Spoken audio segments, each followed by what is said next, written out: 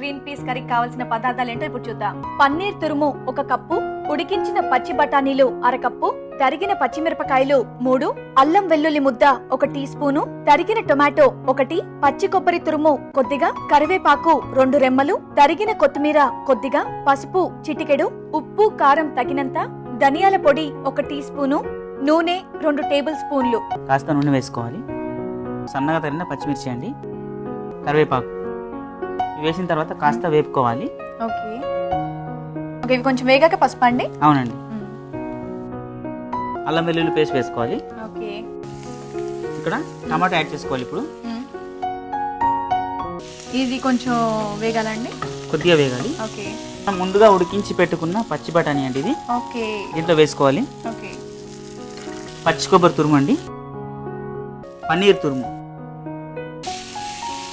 కాస్త వేగనివ్వాలి. సో ఇలా కలుపుకొని చివరిగా మనం ఉప్పు కారం వేసుకోవాలి. అలాగే కొద్దిగా కారం, ధనియాల పొడి కూడా వేసుకోవాలి. ఓకే,